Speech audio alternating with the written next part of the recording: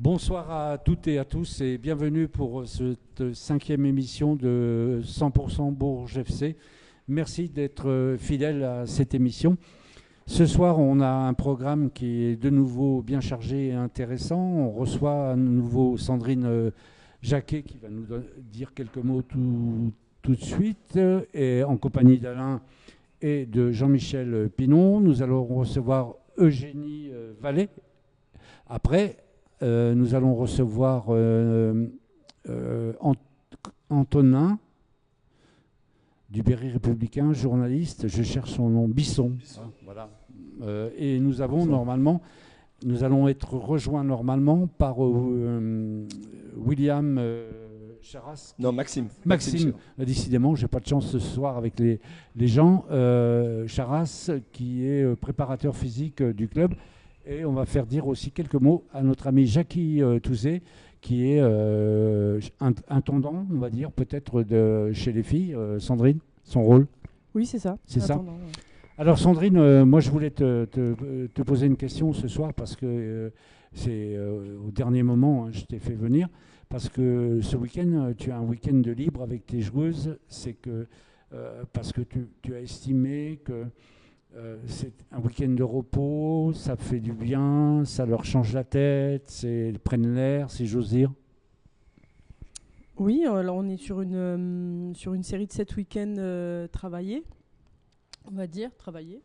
Et donc de cette semaine de travail depuis le retour de vacances de Noël. Je suis quelqu'un qui part du principe que pour être bien dans sa tête, il faut aussi une sorte d'équilibre. Pour autant, je ne suis pas quelqu'un qui laisse beaucoup de temps disponible ou de temps libre, mais j'intègre aussi une chose, c'est que j'ai des joueuses qui sont certaines du Nord, certaines de Paris, certaines de Tours, voire Bourgueil, donc pas forcément proches de leur famille et qu'il est à un moment donné nécessaire de pouvoir se ressourcer. On n'a pas toujours l'occasion de le faire parce que le championnat est rythmé. Donc entre les différentes compétitions, en tout cas la Coupe de France, la Coupe du Centre et le championnat de Détroit, on est très occupé. Donc voilà, après se ressourcer un petit peu psychologiquement, physiquement, pour revenir en pleine forme lundi. Après, elles n'ont pas énormément de temps, hein. Elles ont 3 jours, vendredi, samedi, dimanche. Voilà. C'est aussi une petite forme de récompense à leurs 2 derniers matchs et leur capacité à se remettre à l'endroit et à fournir les efforts nécessaires. Quand on travaille bien, par moment, il faut aussi savoir rendre un petit truc pour qu'elles reviennent avec un peu plus d'envie encore. Alors, c'est intéressant ce que tu dis, Sandrine. Ça nous permet aussi de faire un petit retour, hein. On sait qu'on a des invités aussi aujourd'hui, un peu. Et donc, quel retour, toi, tu fais sur le match de dimanche, là, par rapport à une équipe quand même qui était dangereuse dans la mesure où on sait qu'elle prend des points chez les mieux classés de cette poule? Mais La Roche reste une équipe dangereuse qui fait honneur à son passé dans l'élite française et qui propose quelque chose de très intéressant, qui est capable de poser des soucis en effet à toutes les équipes de tête, hein. On voit leur tableau de chasse sur le haut du tableau. Elles ont embêté à peu près tout le monde. Sauf nous. Alors nous, elles nous ont embêtés. Alors comptablement, on va dire qu'on a fait 2 fois 3, donc on a pris les 6 points possibles. Mais pour autant, dans le jeu, que ce soit à La Roche, à l'aller et ici au retour, c'est une équipe qui nous pose des problèmes parce que c'est une équipe qui est joueuse, qui ferme pas le jeu, et qui a des arguments offensifs qui sont tels que Yamalelo, qui a marqué, qui sont vraiment de qualité. J'ai cru comprendre que la Coupe d'Afrique des Nations risque de t'impacter aussi dans ton équipe? Oui, alors forcément, on a des internationales, donc elles sont parties en rassemblement. Le groupe final de la CAN n'est pas annoncé encore puisqu'elles sont sur un groupe élargi, mais on a des joueuses qui sont concernées, donc ça va forcément nous impacter, comme ça va impacter, je pense, aussi certains de nos adversaires. Après, On a joué sans Enguenard la semaine dernière, on a joué sans Enguenard 80 minutes la semaine d'avant. On a aussi joué contre Sarcelles. Moi, il est important pour nous d'avoir Enguenard, ou Adi, ou Abi, mais il est aussi important de noter que ce groupe a capacité à répondre aux absences des unes et des autres, et à répondre présent et à rester performant. Moi, c'est ce que je retiens. Et puis on a aussi, on parle de trêve internationale parce que c'est aussi pour ça que les filles sont un peu laissées au repos ce week-end, c'est qu'on est sur une période de trêve internationale et on a Lola qui est avec l'équipe de France militaire également cette semaine. Et où elle en est côté santé, Enguenard? Enguenard, elle va bien. Elle va bien. Ouais, elle suit son protocole de soins. Elle a une petite déchirure une déchirure à l'ischio qui est en train d'être réparée entre guillemets, et qui est sur un protocole de soins qu'elle suit a priori maintenant en sélection. On attend le retour du staff médical de la sélection sénégalaise, quoi. Merci à toi Sandrine d'être venue nous éclairer par rapport à ces questions.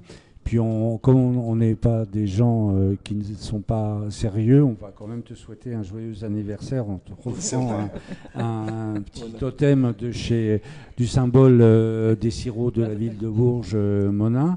Et puis un un stylo, comme tu as 25 ans aujourd'hui, le club te souhaitait un bon anniversaire. Merci, c'est vrai que c'est important de souhaiter les quarts de siècle, c'est des étapes importantes dans la vie. Moi j'ai dit 25 ans, Sandrine.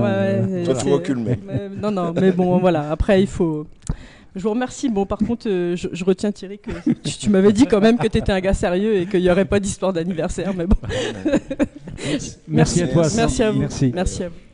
Maintenant, je vais vous parler vous donner le programme de ce week-end. Donc, samedi, rendez-vous à 19h30 pour le match de Thionville, le leader de la poule 2 dans le groupe B, que Bourges va recevoir à 19h. Donc, un match important. C'est presque un match, je dirais, à 4 points. Parce que Thionville a perdu la semaine dernière, alors que nous avons gagné devant Blois 2-0. Donc si on a la chance de pouvoir gagner de nouveau ce match devant le leader, ça pourra que nous rapprocher et relancer quelque peu le championnat, ce qui est une perspective très intéressante.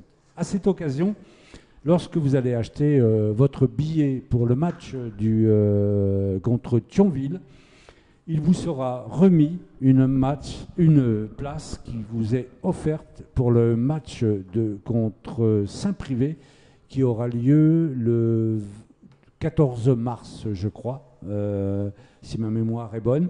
Donc samedi, vous achetez votre place et en même temps, le club vous offre une place pour venir voir Saint-Privé. Je trouve que c'est plutôt sympa.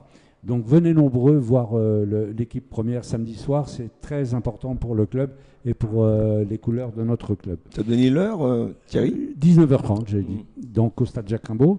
On aura nos U18 qui vont jouer, féminines, qui vont jouer contre Avoine Chinon à 15h, contre le FCB. Le FC Bourges, décidément, je ne vais pas y arriver. Le Bourges FC, je ne vais pas y arriver ce soir.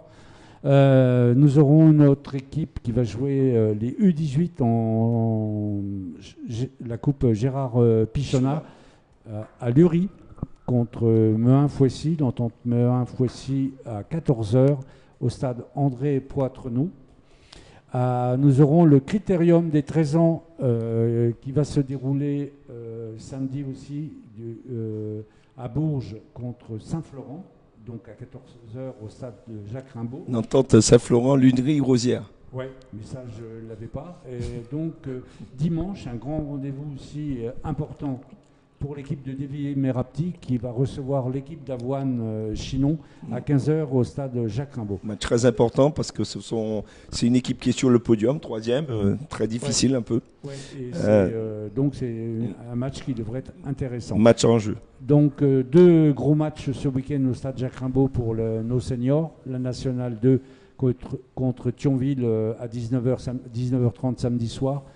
Le deuxième contre le premier, ça peut rendre un match intéressant et palpitant. Et dimanche, notre équipe réserve reçoit donc Avoine qui est 3e, Avoine Chinon qui sont 3e à 15h. Et nous, je crois qu'on est 5e si je ne m'abuse. Oui, c'est ça, hein, 5e. c'est ça. 5e. Et maintenant, on va avoir le plaisir de recevoir Eugénie, s'il te plaît. Tu peux venir nous rejoindre, qui est arrivée. Qui est tout à fait à l'aise. Bonsoir Eugénie. Bonsoir. Ça va? Oui, ça va. Et Bon. vous? Très bien. Tu peux te présenter? Nous donner ton nom, ton âge, ce que tu fais? Donc, moi, c'est Eugénie, j'ai 24 ans. Je suis arrivée au club en septembre, en provenance de Tours. Je suis coach sportive à côté, et puis voilà. Latéral gauche de poste. Milieu Latéral gauche. gauche. Vraiment, on ne sait pas dans quelle Milieu équipe gauche. tu joues, parce que tu ne l'as pas présenté. C'est une joueuse de l'équipe D3 féminine. Détroit féminine. Et tu joues dans le couloir gauche? C'est ça. Ton poste de prédilection depuis toujours? C'est ça. Je suis gauchère, donc souvent, il n'y en a pas beaucoup, donc Alors, on bascule à gauche. D'accord. comment t'es venu à cette passion du football? Eh ben, moi, j'ai commencé assez tard le foot, à 14 ans, donc ça fait 10 ans à peu près. Avant, je faisais de l'athlé. Et puis, mon frère joue au foot, mon père aussi a joué au foot. J'allais voir souvent mon frère, et puis à force de jouer avec lui, j'ai voulu prendre une licence. C'est drôle ce que tu dis, parce que l'autre jour, Christelle Léger nous a dit aussi, et Lola aussi nous l'avait dit, que si elle s'était mise au football, c'est parce qu'elle jouait souvent avec leur père et leur frère. Ouais, je pense que Et c'est souvent comme ça c'est une que série, ça commence. donc c'est souvent comme ça. Mm. Et tu as d'autres passions dans la vie?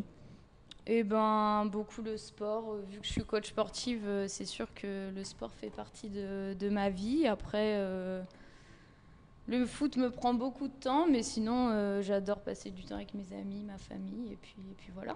Ouais, mais ils ne sont pas très loin, Tours, ça va? Oui, ça va. Et puis en plus, j'ai de la chance, ils viennent me voir régulièrement, et ils me soutiennent, donc c'est cool.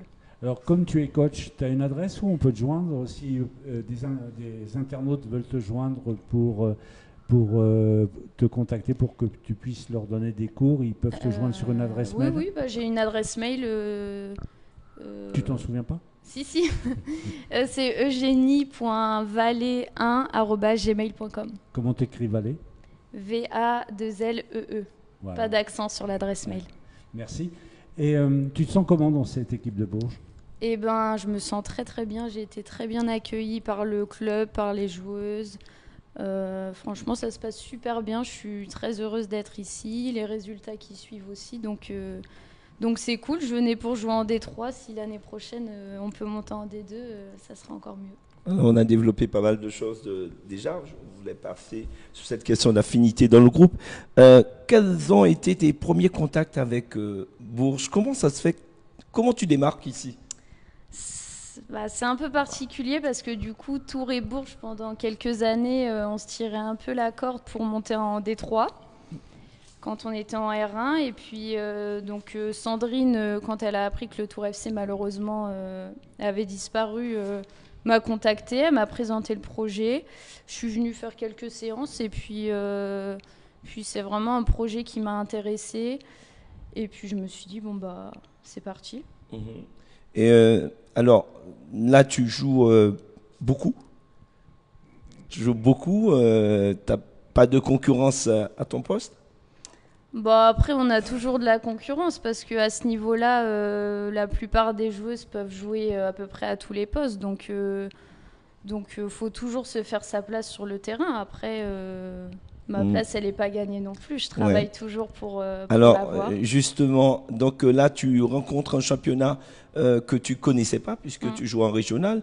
Tu as rencontré de nombreuses filles qui viennent justement dans ton couloir, donc des droitières, enfin des couloirs droits offensifs. Est-ce qu'il y en a une qui t'a impressionné? Je vais pas dire non, pas vraiment, parce que c'est toutes des bonnes joueuses, mais après j'ai pas de joueuses. En fait, ma question c'est est-ce qu'il t'a fallu faire des efforts que tu ne faisais pas en R1 pour pouvoir s'adapter? Voilà. Est-ce que ça va plus vite? Est-ce que voilà. Ça c'est sûr. Tout va 2 fois plus vite. Même rien qu'à l'entraînement, faut jouer 2 fois plus vite, faut voir plus vite, Mais c'est top. En R1, c'est sûr que c'était un autre niveau, mais là, c'est encore mieux. Au regard des matchs de l'équipe à domicile, on a l'impression qu'elles sont invincibles. Oui. Est-ce que tu peux expliquer, mais qu'est-ce qui fait que, même quand ils sont ballottés comme ça l'a été dimanche dernier, la victoire est toujours au bout? Pour la petite anecdote, dimanche dernier, à la mi-temps, on rentre avec le 1-1 et Sandrine nous menace de nous supprimer le week-end de repos. Donc là, je pense que ça nous a un peu réveillés. Et puis, non, après, sinon, jouer à domicile, le terrain est top. On a les supporters, il y a toujours du monde qui vient nous voir. Donc, forcément, on a envie de se donner encore 2 fois plus pour ramener les victoires à domicile, comme à l'extérieur. Mais à domicile, c'est sûr que... Alors, j'ai une toute petite dernière question, pour ma part. Peut-être qu'il y en aura une autre après. Mais bon, c'est la dernière. Avant de passer la parole à mon collègue, tu as parlé de montée. Tu as parlé c'est un peu l'ambition du club, de l'équipe, de la coach, des joueuses. Si jamais on doit monter, en quoi tu dois progresser? Parce que là, ça va être la seconde ligue. Ah bah ça, c'est sûr. Je pense que physiquement, déjà, dans la répétition de l'effort, pour toutes les joueuses, va falloir hausser un peu le niveau. Après, ça va être techniquement. Je pense qu'en fait, va falloir s'améliorer un petit peu sur tous les niveaux, quoi. Thierry? Eugénie, pour toi, ta qualité première au foot, c'est quoi? Je dirais l'intelligence de jeu, peut-être. L'intelligence de jeu? Ouais. Et tu es quelqu'un qui aime pas perdre? Je déteste perdre. Ah, ça se voit dans ton jeu. Voilà. Je déteste perdre, mais même pas qu'au foot. Dans la vie de tous les jours, je suis vraiment très mauvaise perdante. Des fois un peu trop même, mais encore plus sur le terrain. Mais je pense que quand on a du caractère et qu'on a envie de réussir, c'est aussi quelque chose de fort pour aider à traverser cette vie aussi, parce que c'est pas tous les jours facile la vie. C'est ça. Il faut avoir du caractère. En tout cas, merci à toi d'être venu partager cette passion que tu as de jouer chez nous au Bourget FC. Bonne continuation. Bonne fin de saison. Bonne fin merci de saison. Beaucoup. Et puis on te souhaite le meilleur. On sera là pour les matchs importants aussi, notamment celui contre Roubaix. Avec plaisir. Oui, on a besoin de soutien, surtout à Roubaix. On te laisse aller à l'entraînement. Merci beaucoup. Bonne soirée. Ciao. On va finir avec le pôle féminin. On va recevoir Jackie Touzé pour qu'il vienne nous expliquer son rôle au sein de cette équipe qui l'accompagne depuis quelques mois. Il est revenu avec nous comme dirigeant. Jackie, bonsoir Jackie. Bonsoir messieurs. Et bienvenue parmi nous. Donc, si tu peux te présenter en quelques mots et nous dire ce que tu fais au sein de l'équipe féminine. Je m'appelle Jackie Touzé et je suis intendant de l'équipe féminine des 3F. Je m'occupe de tout ce qui est extra-sportif. Je ne m'occupe pas du tout du sportif, mais je m'occupe des déplacements, j'ai des relations avec les bus, C'est toi qui gères Je gère les déplacements. Je gère les déplacements, les hôtels, les repas. Oui, c'est une charge de travail. Je travaille chez moi. Chez moi, c'est du travail de secrétariat, mais bon. Il ne faut pas se tromper quand même, Jackie. Il y a quand même du sérieux derrière, quand même. Oui, mais j'ai l'habitude de faire ça. Je l'avais déjà fait avant avec Laurent Di Bernardo avant. Il y a quelques années. Il y a quelques années, il y a 4-5 ans, j'avais fait. Peut-être même aussi avec les jeunes. Ouais, c'était différent, mais c'était quand même l'organisation. Oui, c'est l'organisation. Mais bon, le football, c'est ma passion, moi. Oui. Je suis un passionné, et puis j'ai de très bons rapports avec Sandrine, que j'ai connue toute jeune, que j'ai vu évoluer. J'ai vu évoluer d'une façon spectaculaire. Progresser. Ah oui, progresser. C'est une fille qui est passionnée et qui mérite ce Graal qu'on a cherché. Ce qu'elle a. Quel regard, toi, tu portes sur cette équipe, ton équipe de Détroit féminine? Est-ce que tu crois aussi que... Je m'occupe pas du sportif. Mais bon, je regard, je connais un petit peu, connais un petit peu, mais surtout pas, je m'initie pas dans le... Ah non, c'est pas ce qu'on te demande. On te demande, toi, un regard que tu portes sur cette équipe cette année. Ah ben, cette année, moi personnellement, je prends mon pied en parlant volume, je prends mon pied avec cette équipe-là. Le groupe est sain.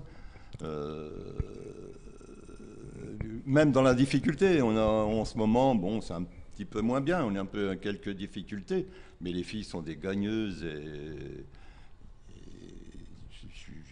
c'est très bien dans cette équipe-là. Hein, oui. Et est-ce que toi, tu as des affinités? Parce que finalement, est-ce que tu es très éloigné du groupe ou tu es quand même rentré dans ce groupe-là Non, je suis rentré dans le groupe. Moi, parce qu'on voit je me répète, mais j'ai beaucoup d'affinités avec Sandrine, que j'ai connue toute jeune. Et des joueuses en particulier Ah non, non, je vais dire par là, est-ce qu'il y en a? Ma question, c'est, est-ce qu'il y en a qui ont besoin justement d'avoir, qui sont un peu timides, fragiles, et qui ont besoin d'être remontés, qu'ils cherchent, parce que avoir l'adhésion du coach, c'est pas facile. Et donc on recherche toujours des appuis un peu dans l'environnement du groupe, et donc le staff est important aussi. Ah oui, mais toutes les filles, évidemment c'est différent, c'est un sport collectif, toutes les filles, c'est pas des clones, hein, mais il y a deux filles qui ressortent particulièrement de cette équipe, c'est les anciennes. Hein. On a deux joueuses de 40 ans, et les jeunes sont à l'écoute. Ah d'accord. Okay. Sont à l'écoute de Christelle et de Mani. C'est un peu les relais de Sandrine sur le terrain. Sur le terrain, mais bon, on est toujours en vie, on est toujours vivant, on est toujours dans la course, comme on dit. C'est tant mieux. On prend 3 points tous les dimanches actuellement, et il nous reste 8 rencontres, 8 finales. Ouais, 8 rencontres, 8 finales, et puis on va tous espérer qu'il y ait la montée au bout, parce qu'on sait qu'il y a un match qui est un peu... qui est une punition pour qui nous ramènerait à 3 points, et ce sont les 3 points de la victoire. Moi, je reste prudent. Pour moi, il n'y a rien d'officiel. Moi, je regarde le classement tous les jours. Moi, le classement, il est toujours le même. Je dis pas on peut même, ça paraît même suspect. Actuellement, nous sommes deuxième à 6 points. Voilà. Ça paraît même suspect que cette affaire ne soit pas encore traitée. Après, c'est Radio Bistrot. Radio Bistrot, on retire 4 points, on récupère 3 points. Mais moi... Ouais, tu regardes le classement, oui, parce que... Et puis, sanction qui a été prise au mois de septembre. Nous sommes bientôt au mois de mars. Rien de toujours pas jugé. Toujours pas jugé. Moi personnellement, depuis que je suis dans le football, j'ai jamais vu ça. Ben oui. Je n'ai jamais vu ça. C'est vrai que je parlais de quelque chose de suspect, mais on verra bien. On verra bien. En tout cas, merci à toi, Jackie, d'être passé par nous. De rien, merci. Parce que comme ça, tu nous permets de découvrir aussi un peu les coulisses du club. Parce que c'est des postes de bénévoles. Et même de l'équipe aussi. Même de l'équipe. Et ça, c'est. Je vous dis, je suis très bien dans cette équipe-là. Et tous les jours, j'ai envie qu'ils réussissent. Bon, tant mieux. Merci à toi. Très bien, merci. On va accueillir maintenant le préparateur physique de l'N2, notre ami Maxime Chéras qui arrive. Quelqu'un de très discret qu'on voit quand même très peu là, qui est toujours en action. Parce qu'il est vraiment en cœur et âme pour son équipe, pour l'équipe première. Il va se présenter. Du coup, bonjour à tous. Bonsoir. Moi, c'est Maxime Chéras. Je suis depuis maintenant préparateur physique de la Nationale 2 depuis 1 an et demi.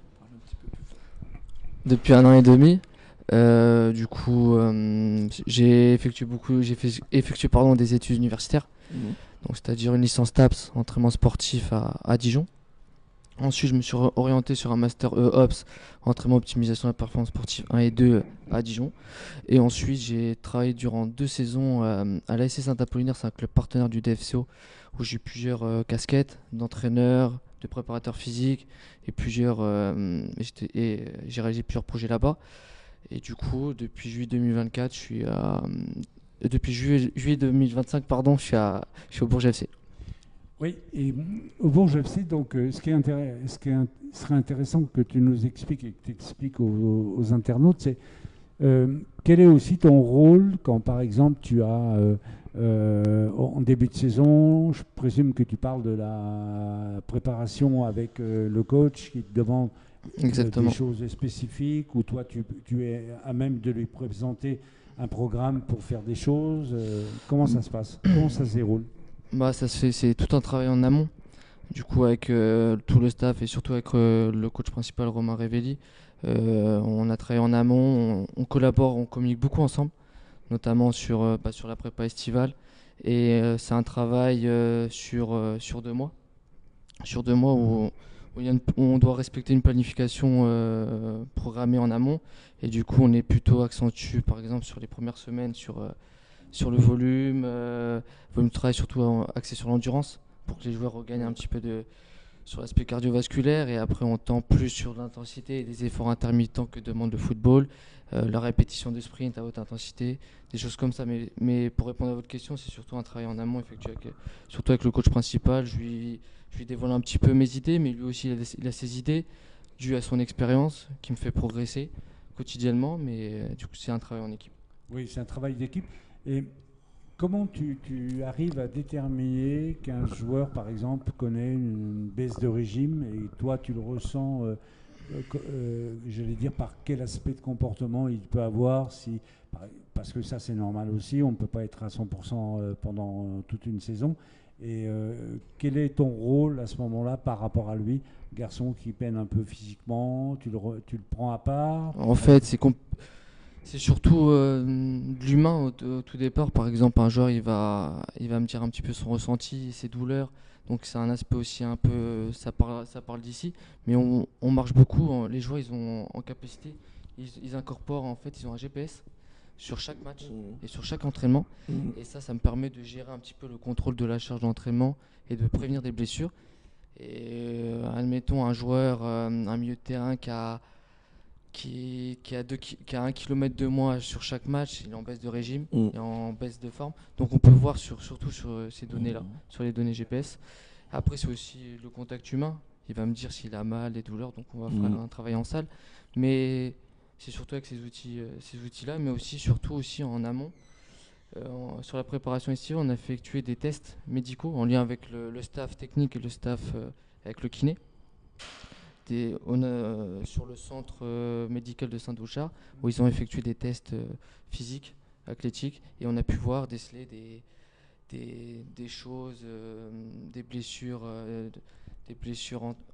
antérieures. Et du coup, ça nous a permis de gérer la charge de travail. Ça nous permet d'individualiser le travail, et surtout pour que le joueur ne se blesse pas et qu'il revienne le plus vite possible. Alors pour ceux qui ont envie de faire le même métier que toi, parce qu'il y a des jeunes qui sont dans leur passion, c'est le foot, mais il y a aussi la carrière professionnelle. C'est ça. Quelle est ta journée type en semaine d'entraînement? Du coup, moi, je viens de Nevers, de base tous les jours, donc je me lève à 6h30 et je prends la route à 7h30. J'arrive à peu près à 8h30. Donc on parle un petit peu de la séance avec le staff, ce qu'on va faire. Ça part de l'échauffement, tous les contenus de séance. Oui. Donc de 8h30 à 9h30 je vais en salle d'activation. Tu peux expliquer? En salle d'activation, en fait, c'est comme j'ai dit, les joueurs en amont, j'ai effectué un programme de préactivation en fonction de leurs blessures antérieures. Par exemple, des joueurs qui ont eu beaucoup de pubalgie, des déchirures aux ischios, au quadriceps, et du coup ils ont un programme d'avant séance. Par exemple, sur des étirements, sur du renforcement musculaire, renforcement de cheville, des choses comme ça. Ensuite, à 10h30, terrain, séance qui dure à peu près de 1h à 1h30 en fonction si on a J-1, J-2, J-3 ou J-4. Et après, de midi à 13h, je fais un petit tour, un petit retour avec les joueurs, sur l'intensité de séance.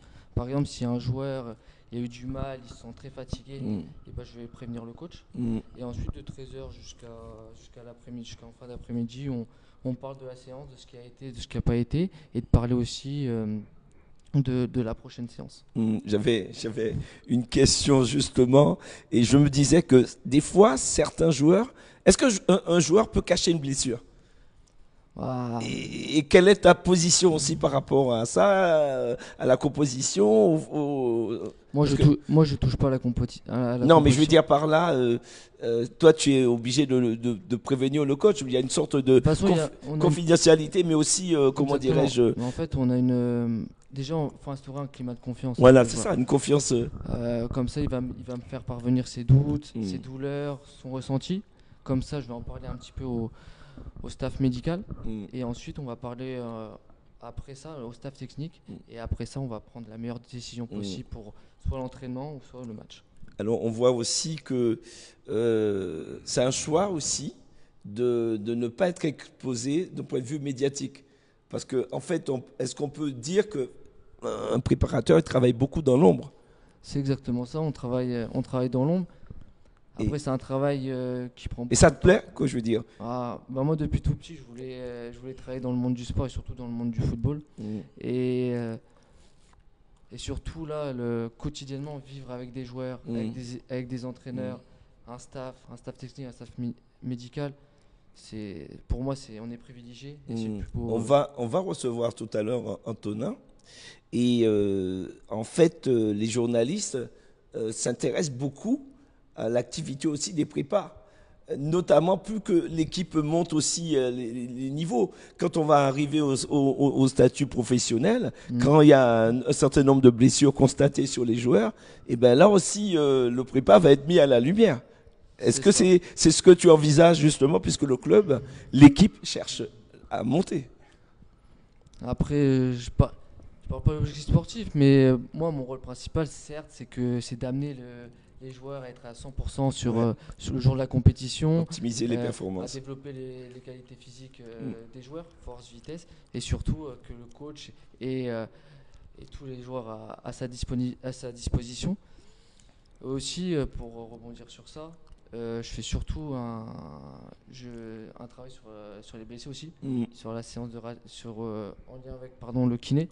On fait beaucoup de séances de réathlétisation avec les joueurs blessés. Et surtout en salle de musculation et sur le terrain. Et notre objectif, c'est... En ce moment, tu as le gardien, maître, qui est blessé. Léopold, oui, j'ai beaucoup travaillé avec lui. Là, il est en phase de reprise. Il est surtout avec l'entraîneur des gardiens. Mais j'étais avec, par exemple, Julien Charpentier, où j'ai fait beaucoup un travail axé sur du renforcement et terrain, axé sur des appuis. Et du coup, notre objectif, c'est surtout de faire revenir le joueur le plus vite possible, tout en minimisant les risques de rechute.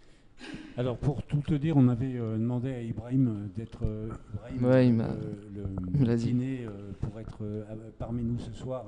Et désolé, mais il n'a pas pu se rendre disponible. Il a fait son possible, mais il ne pouvait pas se rendre disponible. Moi, ce qui m'intéresse dans ce que tu viens de dire, c'est que quand tu travailles avec Ibrahim sur une blessure, tu donnes ton avis, tu lui demandes son avis.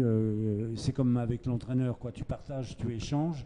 En fin de compte, ton métier aussi, c'est beaucoup d'échanges, d'avoir des échanges avec l'entraîneur adjoint, peut-être Léonardi, monsieur. C'est ça, Alex, je crois. Et Ryan. Et Ryan Amoudi. Qui travaille avec toi aussi, parce que c'est en fin de compte, vous avez un boss qui est Révéli, mais c'est un groupe qui bosse tous ensemble et vous échangez vos opinions, vos avis par rapport à ça, et c'est lui qui fait le dernier choix. Oui, c'est le coach. C'est le coach qui reste patron des trucs. Oui. Hein. Mais le travail, je pense que le travail avec Ibrahim, c'est très important avec toi. Pour nous, voilà, avec par exemple, si un joueur il est blessé, par exemple le samedi au match, et ben en fait, je contacte directement le kiné Ibrahim.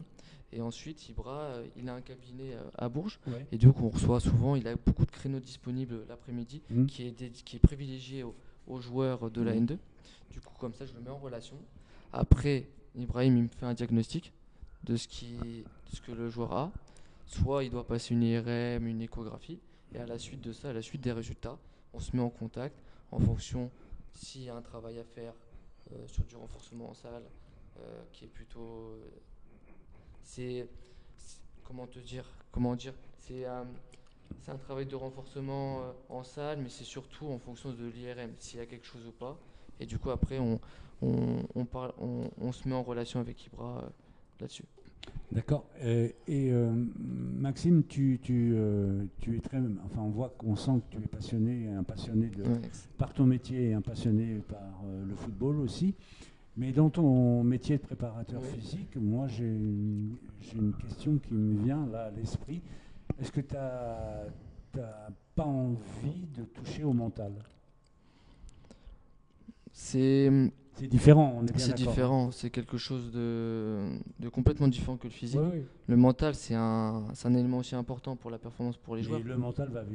Surtout pour la reprise de blessures. Parce sûr. que de nombreuses blessures, de nombreuses rechutes de blessures se font à cause de l'appréhension du joueur. Donc c'est souvent ça.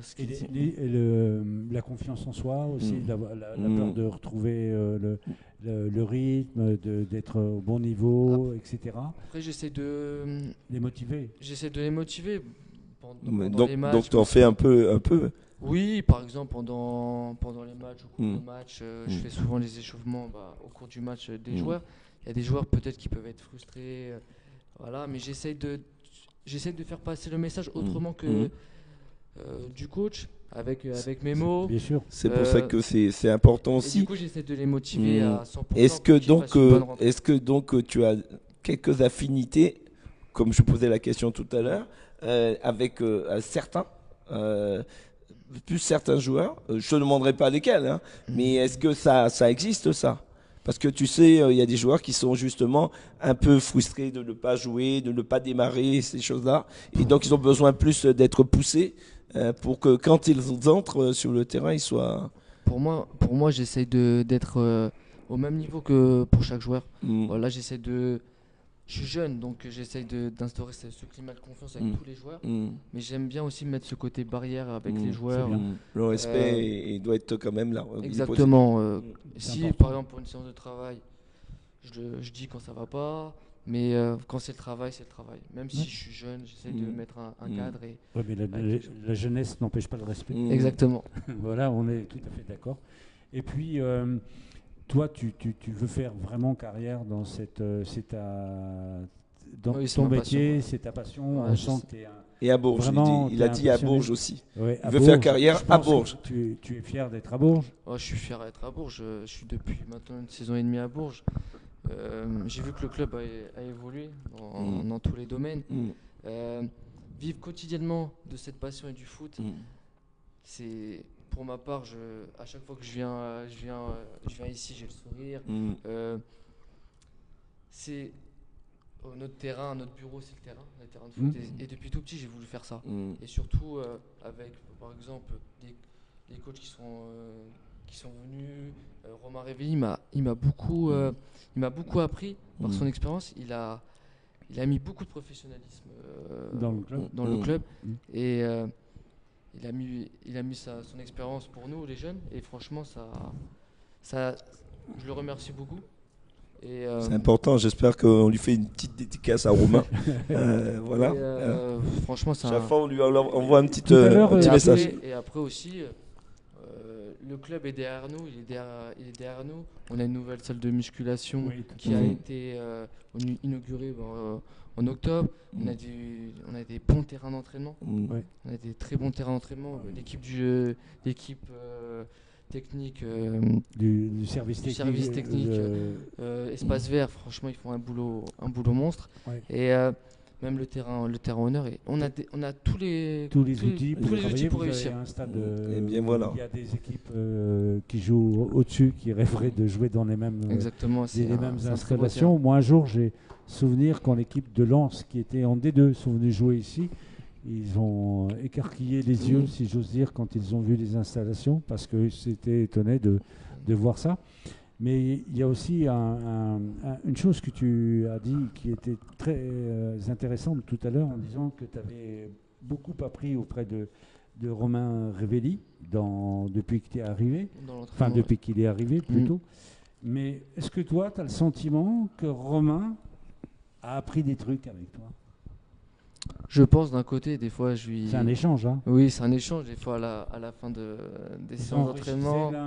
Ouais, des fois je lui donne des petites références dans le domaine de la préparation physique, mais il nous fait part de son expérience d'entraînement et d'entraîneur et sur ces choses qu'il a vécues, mais aussi sur le terrain, qu'est-ce qu'on peut améliorer en termes d'animation, en termes de prise de main.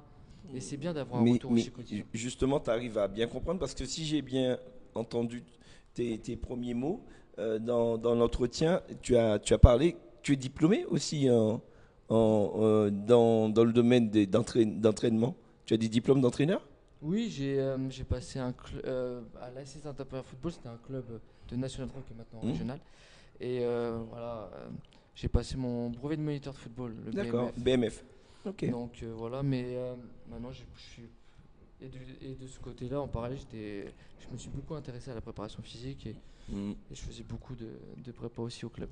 Et tu as envie de rester côté prépa? Oui, non. Côté entraîneur? Non, préparateur physique, Est-ce qu'on peut imaginer, tu n'as jamais été tenté par un autre, parce que les préparateurs, ça existe dans de nombreux sports professionnels. Est-ce que tu es tenté par un autre sport? Alors pour moi, pour être un bon préparateur physique et pour performer dans ce domaine, il faut être connaisseur de l'analyse de l'activité. Si on ne connaît pas trop l'activité, c'est très compliqué parce que... Ça me faisait sourire parce que je me disais, à Nevers, il y a un club en Pro D2 au rugby et que voilà, tu me dis... Après, je regarde beaucoup le rugby. Je ne cache pas, à Luçon, je regarde beaucoup le rugby, mais pour moi, il faut connaître l'activité avant tout pour performer dans ce domaine. C'est une bonne réponse. Oui, mais je pense et peut-être que tu vas me dire oui, je pense que tu peux prendre aussi des informations dans d'autres sports qui vont pouvoir t'aider. Exactement. Dans ton métier à toi d'être préparateur sportif de footballeur. Exactement, quotidiennement, moi j'essaie de regarder un petit peu la littérature scientifique, ce qui se fait pour les méthodes de travail, pour aussi optimiser le travail auprès des joueurs. Mais aussi il faut voir aussi, après c'est compliqué parce qu'on a beaucoup de travail. En travail, c'est de voir aussi ce qui se fait ailleurs, surtout dans le monde professionnel, voir les prépas, voir un staff pro, surtout les préparateurs physiques, comment ils font, des stages d'observation, mais c'est compliqué surtout avec notre charge de travail au quotidien. Tu as des contacts avec d'autres préparateurs physiques, alors peut-être dans la division, mais peut-être dans d'autres, non? Tu as des contacts? J'ai quelques contacts de préparateurs, mais on se prend des nouvelles, des partager, surtout sur les réseaux sociaux, surtout sur LinkedIn, où ils mettent beaucoup en lien leur travail. J'essaie de regarder un petit peu ce qui se fait aussi. Ce qu'il leur fait, et après j'envoie un petit message aussi pour voir. Mais en tout cas, ouais. Très bien. Est-ce que tu as à tes copains, justement, après les week-ends, tu leur envoies un petit message de félicitations ou eux t'envoient un message de félicitations? Vous échangez quand ça gagne, quand ça perd? Non, j'envoie pas trop de messages là-dessus, mais j'essaie de m'intéresser à ce qu'ils font. Quelques fois par mois, des choses comme ça, parce que des fois aussi ils sont pas très disponibles, mais j'essaye des fois de rester en contact avec eux. C'est hyper important le contact avec les prépas, mais j'essaie surtout de parler après eux à la fin du match pour un peu ce qui se passe chez eux, des choses comme ça, mais voilà. On a un sentiment que tu as une curiosité intelligente, tu sais, la belle curiosité. Quand on dit que les gens sont curieux, mais avec une belle curiosité, ça veut dire qu'on veut comprendre, on veut aller lire, on veut aller chercher l'information, etc. Tu es animé, par cette passion. Oui, j'ai envie de progresser. J'ai pas envie de rester sur mes acquis, j'ai vraiment envie de progresser dans ce domaine et surtout performer pour l'équipe. Et pour le staff. En tout cas, bravo à toi. Merci. Tu es tout jeune. Tu as quel âge? J'ai eu 27 ans là ce mois-ci. Alors tu es tout jeune Et alors, on n'a pas de petit présent hein, pour son anniversaire, désolé. Non, hein. ça fait son début On voulait faire un petit clin d'œil à Sandrine tout à l'heure pour l'embêter un peu. J'ai su que c'était son anniversaire Parce aussi. qu'elle est en colère après moi maintenant. Mais on te dit bonne merci chance. beaucoup. Ouais, en tout cas, puis, mais c'est gentil aussi, hein, c'était très instructif. C'est très intéressant. T'as vu ton passage. Ce petit passage. Après, c'est dur de tout raconter ici sur 5, 10, 15 Ouais, mais tu auras j'ai essayé l'occasion de plus revenir. Mm. Ce sera parce Peut-être que que voilà. on est à la 5e émission, donc on est encore nous aussi des apprenants Mm.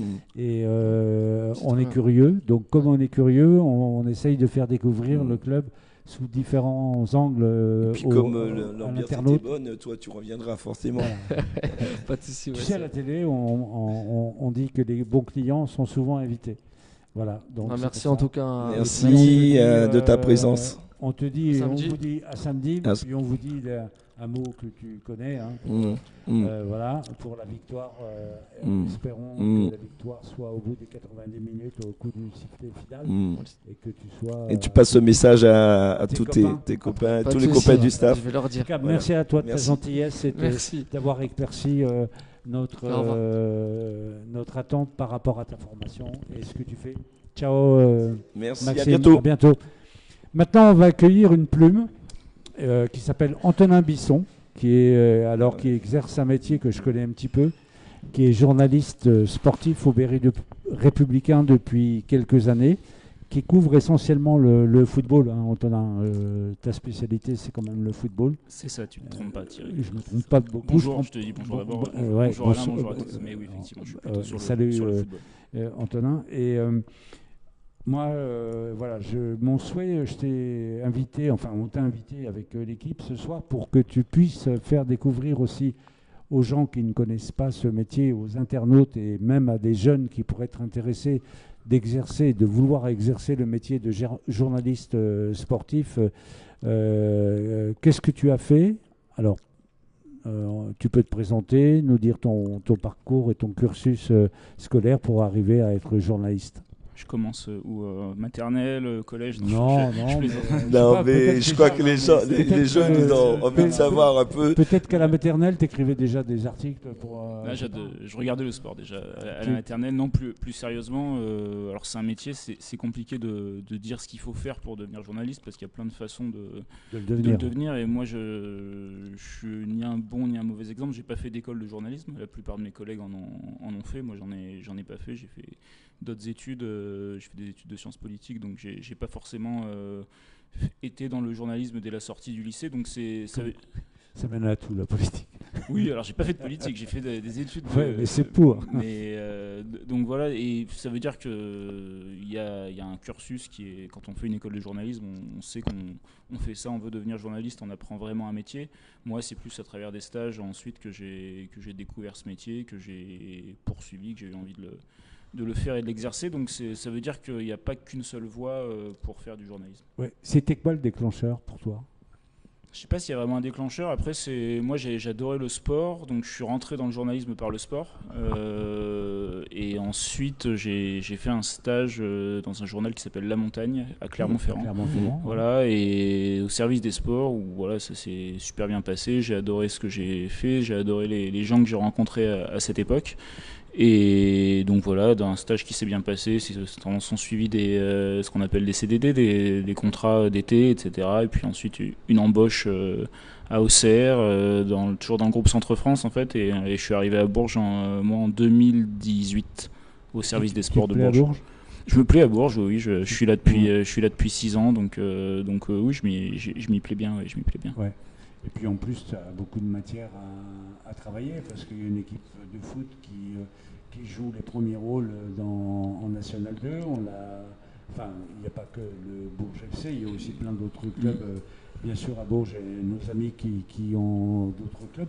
Mais quand je dis matière, parce que tu as aussi les garçons, les filles, on a 600 et quelques licenciés, donc ça fait de la matière. On a fait l'autre jour une conférence de presse sur le sub de foot, sur le soutien aux devoirs, donc ça c'est intéressant. Et après, ce qui est intéressant aussi, c'est que comment, avec votre rédaction et vos responsables, vous choisissez de mettre tel ou tel événement en avant où vous allez dire tiens, aujourd'hui il y a ça, il se passe ça, c'est important. On va faire 3 photos sur le sujet, faire un papier de 100 lignes, etc. Ça, chaque semaine est un peu différente. Alors, il y a ce qu'on maîtrise pas nous, c'est le calendrier. C'est-à-dire que là, ce week-end, il y a Bourges qui affronte Thionville. Donc, on va parler de Bourges qui affronte Thionville. Il y a le Bourges Basket qui va à Basketland pour un très gros match de Coupe de France aussi. Donc, on va parler de ce très gros match. Et donc, ensuite, il y a plusieurs choses qui rentrent en ligne de compte. Il y a évidemment une logique sportive de niveau qui arrive forcément. C'est-à-dire que plus une équipe joue haut, plus elle aura un traitement important. Parce que voilà, faut trancher, c'est arbitraire, mais c'est une façon qui nous semble légitime de trancher. Ensuite, il y a une équipe qui joue à domicile. Par exemple, si sur un même week-end, les filles en Détroit jouent à l'extérieur et les garçons jouent à domicile, on va peut-être plutôt mettre en avant les garçons parce qu'on sait qu'il peut y avoir du monde au stade qui va venir les voir. Donc ça fait partie des choses qui vont nous faire trancher. Et puis après, il peut y aussi avoir des histoires qu'on a à raconter, parce que là je parle du côté calendrier, agenda du week-end, mais on peut avoir en cours de semaine une histoire sur un joueur, sur un entraîneur, sur autre chose. Un portrait. Ouais, c'est ça, un portrait, quelque chose de plus magazine, on va essayer de faire une page là-dessus. Puis après, il y a toujours dans ce qu'on maîtrise pas, il y a l'actualité pure et dure, une nouvelle qui tombe, et puis qui fait qu'on va bousculer nos pages, bousculer ce qu'on avait prévu. On avait prévu gros sur quelque chose, faire un peu moins là-dessus, et puis plus gros sur la grosse nouvelle qui vient de tomber. Demain, tout à l'heure, tu as une information importante qui t'arrive à la rédaction, et que c'est vraiment une grosse information. Tu vas casser ta page, c'est ça. Dire, pour faire un appel à la une. C'est exactement dans cartouche, et puis c'est comme ça qu'on dit, effectivement. Ouais. Après, ce qu'il faut pas perdre de vue, et alors si l'idée c'est de faire découvrir le métier, c'est qu'en fait le journalisme sportif, c'est d'abord du journalisme. En fait, c'est-à-dire que ce que je dis là, ça s'applique pour tous les sujets. Naturellement. Et qu'en fait, on est d'ailleurs, il y en a qui préfèrent dire journaliste de sport plutôt que journaliste sportif, parce qu'on n'est pas très sportif en général. C'est pour certains, mais donc voilà, c'est d'abord le métier, c'est d'abord journaliste, et ensuite effectivement on a une appétence pour le sport, donc on s'intéresse à ça, mais la logique journalistique prime d'abord. Vous êtes combien dans la rédaction sportive? Au Berry Républicain, on est 5. On est 5 journalistes, et après on a des pigistes et des correspondants, mais on est 5 à la rédaction, 5 journalistes. Alors, je vais faire une petite aparté, que tu parles de pigistes et de correspondants, ce qu'on appelle. Je voudrais transmettre toute mon amitié à Christelle Manigo, qui vient de perdre son papa, qui était un pigiste, qui a été pigiste à la Nouvelle République pendant des années. Et j'ai eu le bonheur de travailler pendant des dizaines d'années, une bonne quinzaine d'années avec lui, qui était présent tous les week-ends, qui était un passionné de football et un passionné de vélo. Il est décédé ce matin. Et bon voyage, mon ami Didier. Je voulais te remercier pour tes beaux sourires et ta belle complicité. Voilà, voyage bien Didier, ciao. Donc moi j'aimerais te poser des questions, une question d'abord sur ton exercice de journaliste dans une ville de taille moyenne, qui n'est en rien comparable avec des grandes villes comme Marseille, Lyon, etc. Est-ce que c'est un frein? Ou alors tu te dis c'est bon, parce que les articles on voit dans certaines villes où il y a beaucoup de sport, beaucoup d'équipes en Ligue 1, ils ont beaucoup de travail en fait. Est-ce que finalement c'est un frein au travail? On a tous commencé, on voulait commenter France-Brésil, et on finit par être excité par Bourges-Roubaix, par Bourges-Thionville ou Bourges-Roubaix chez les filles. Mais bon, après c'est le jeu, et honnêtement on arrive toujours à trouver des sujets. Effectivement c'est... Moi, je travaille avec le groupe N2 ou le groupe D3F, quelque part comme je travaillerais si Bourges était en Ligue 1. Alors, l'avantage, c'est que c'est un club qui n'est pas encore pro, donc qui est plutôt ouvert. On a des accès qui sont plus faciles, mais en termes de démarche et de façon de travailler, si un jour Bourges est en national, en Ligue 2, moi ça changera pas ma façon de faire, ça changera peut-être celle du club, parce que le club se structurera, mais moi je fonctionnerai de la même façon. Alors justement, puisque tu as parlé de proximité, moi je dirais, est-ce que cette proximité-là parfois ne peut pas se traduire en promiscuité? J'espère que non. Enfin, après, c'est un débat délicat. Nous, on n'est pas un organe de communication du club. Donc, c'est-à-dire que, et on l'a déjà fait, si des choses se passent mal au sein du Bourges FC, si il y a la déontologie, justement, on n'en a pas parlé du si journaliste. Les équipes de 100% BFC touchent des dessous de table, on sera là pour on sera là pour l'écrire. On espérait, je veux dire, j'ai pas regardé, c'est pas tombé pour l'instant. Donc non, alors c'est vrai que c'est une question qui mérite d'être posée, mais je pense pas. Après, la proximité, c'est aussi quelque chose. Nous, on est là pour plusieurs choses. Il y a raconter ce qui se passe, les matchs, raconter les matchs, mais on est aussi là pour ce qu'on appelle sortir des infos. C'est-à-dire que si un jour, moi j'ai des souvenirs que c'est pas moi qui l'ai fait, c'est mon collègue Philippe Baudet.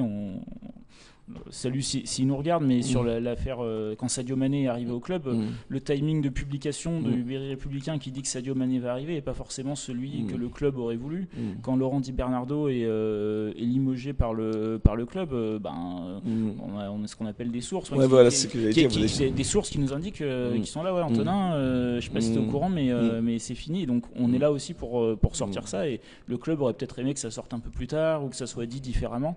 Donc non, je pense, enfin cette promiscuité, on espère, elle n'existe pas en tout cas. On essaye de faire en sorte qu'elle n'existe pas. J'allais poser une question aussi qui risque d'arriver si on a le bonheur l'année prochaine de monter d'un étage. Donc là, on va voir un peu la professionnalisation du club, mais vraiment avec une équipe professionnelle, et ça va apporter pour vous, les suiveurs, les journalistes, peut-être aussi la concurrence.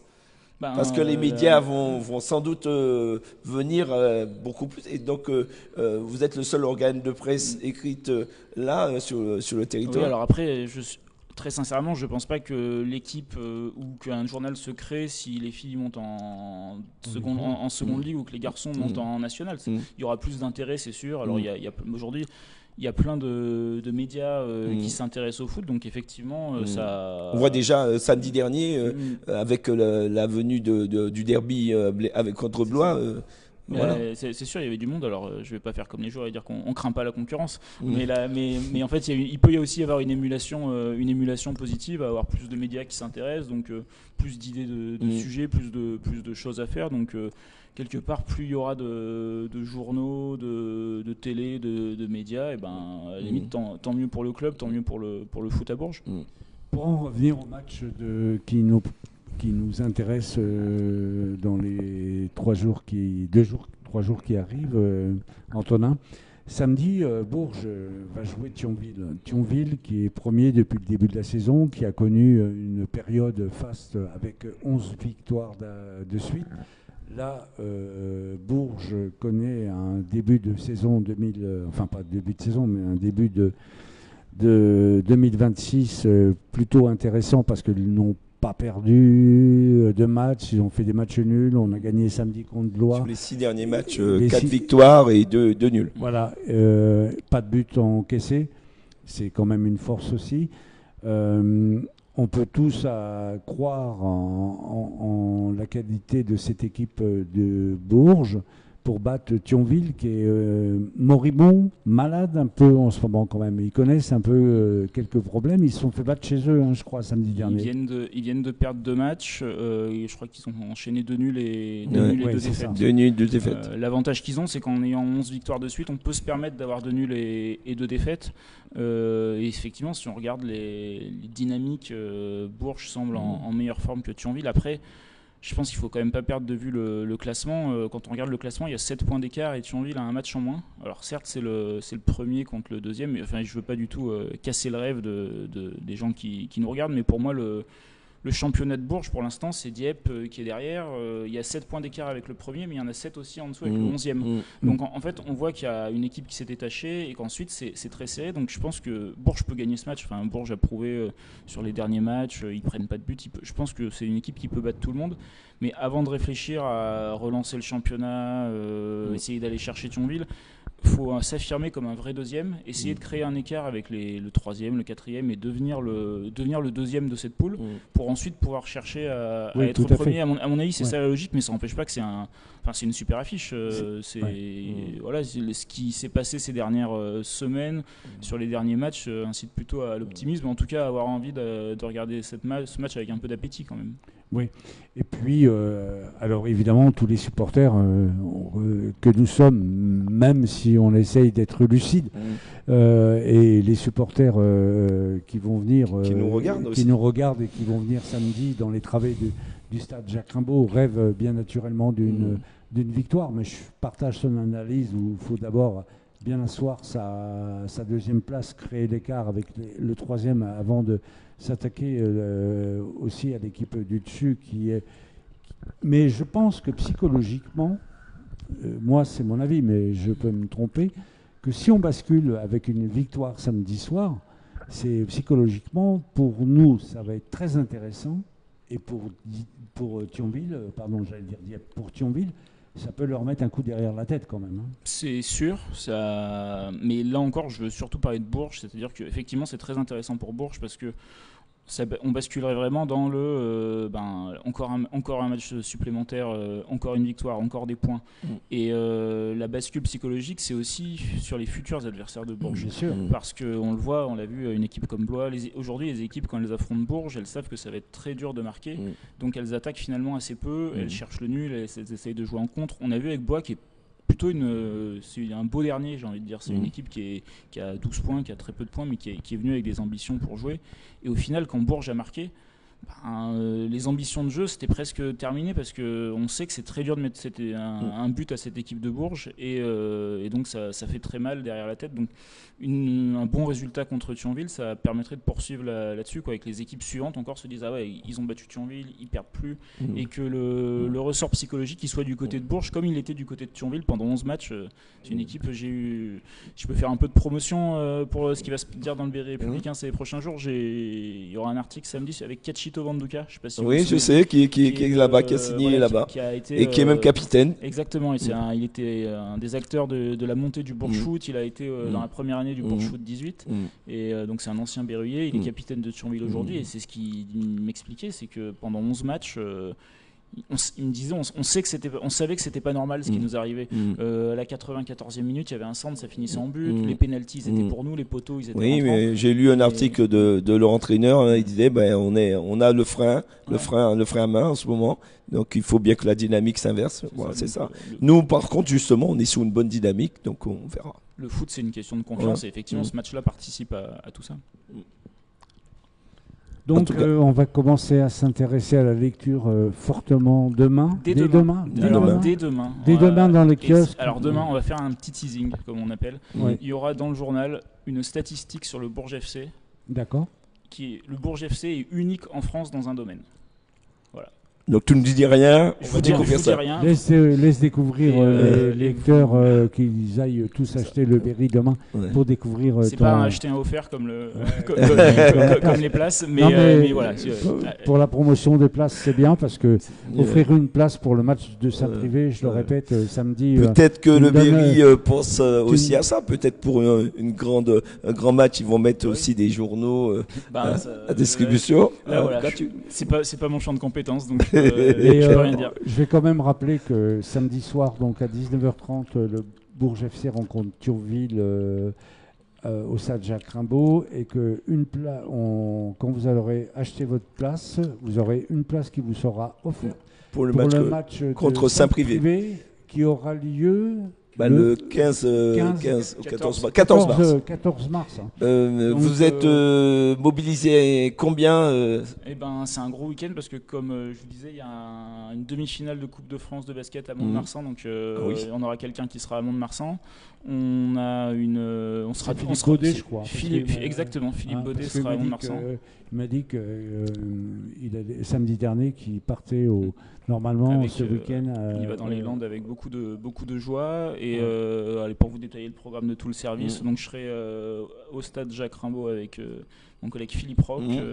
Mon collègue Ludovic Oregan sera au Moulon qui joue je crois quasiment en même temps. Et faut pas oublier aussi. Mon collègue Nicolas Verquin est en Thaïlande actuellement en voyage de noces, donc on le salue tant aussi. mieux. Félicitations à lui. C'est que du bonheur. Donc, félicitations à lui et du bonheur. Voilà. Donc Antonin, tu as encore quelque chose à rajouter? Non, t'as envie de rajouter quelque non, chose? non. Voilà, on a beaucoup parlé des garçons parce que c'est l'actualité du week-end et c'est eux qui jouent ce week-end, mais c'était très sympa d'entendre parler des filles. Et voilà, le Berry Républicain, je pense qu'on est un des journaux sportifs qui parle le plus de sport féminin, parce que le Bourges Basket a souvent une grande place. Les filles, on essaye d'en parler, même pas d'en faire beaucoup, mais d'en parler comme elles le méritent. Oui. Donc voilà, à l'occasion, s'il faut revenir pour parler de ça, oui, mais vous serez les bienvenus. On le fera avec plaisir. Vous serez les bienvenus, puis on a quelques idées aussi qui nous trottent dans la tête. Et avec Jean-Michel, on peut envisager des choses. Vous pouvez nous inviter à venir faire une émission en direct du Berry. Ça, on en parle. Ouais, je ne vais pas vous dire oui comme ça en direct. Mais toi, c'est des choses sur lesquelles on est en train de travailler, parce qu'on est partenaire aussi avec vous. Alors, je sais bien que ce n'est pas ta compétence, les partenariats, puis on ne va pas mélanger les deux choses, parce que c'est deux choses complètement différentes, le journalisme et le marketing, mais c'est intéressant. Et avec Jean-Michel, on est en train de réfléchir à certaines choses par rapport à cette jeune émission. En tout cas, on est très satisfait de la fidélité des gens qui sont derrière leur écran et qui nous regardent lors de cette émission. Et comme quoi, l'écrit, le parler et le filmer, ça se marie bien ensemble pour informer les gens. Et à ce sujet, la plateforme numérique du Berry, est-ce que vous l'améliorez régulièrement? Il y a une révision tous les combien? C'est compliqué à vous dire. Après, le site, il est, j'ai envie de dire, presque en chantier permanent. C'est-à-dire que les tendances évoluent. Je pense que vous pouvez voir, si vous allez sur le Berry Républicain régulièrement, qu'il y a de plus en plus de vidéos. Par exemple, la semaine dernière, la réaction d'après-match du coach, elle est en vidéo. On va essayer de le faire aussi plus régulièrement.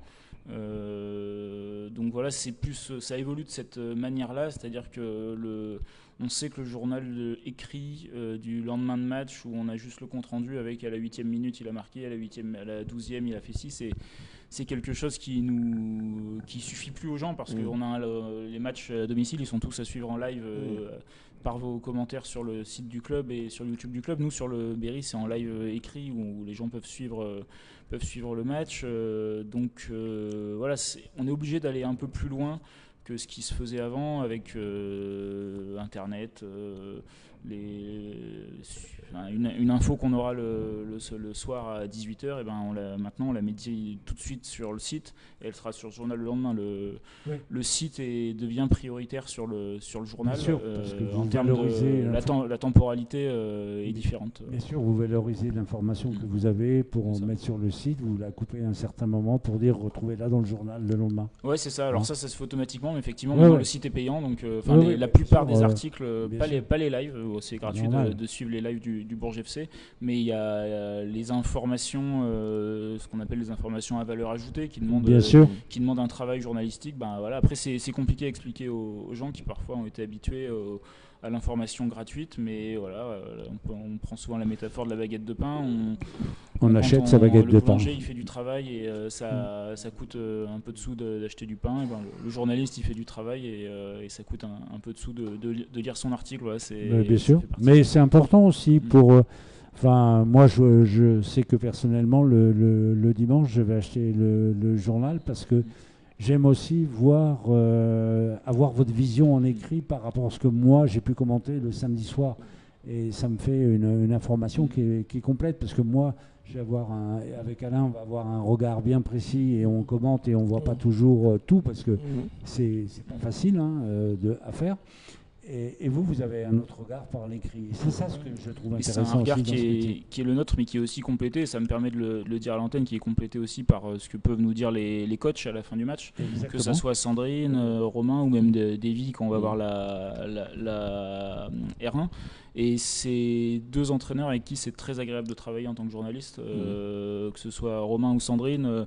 Ils jouent le jeu et puis ils sont aussi là pour nous. Il y a des choses que nous on voit et d'autres choses qu'on comprend pas forcément. Ils sont là pour nous les expliquer, nous aider à les comprendre. Et par notre intermédiaire, nous aider aussi à les faire comprendre aux gens qui nous lisent, qui nous regardent. Et c'est ces deux entraîneurs avec qui, en tant que journaliste, enfin trois, il y a Davy aussi avec qui on travaille régulièrement.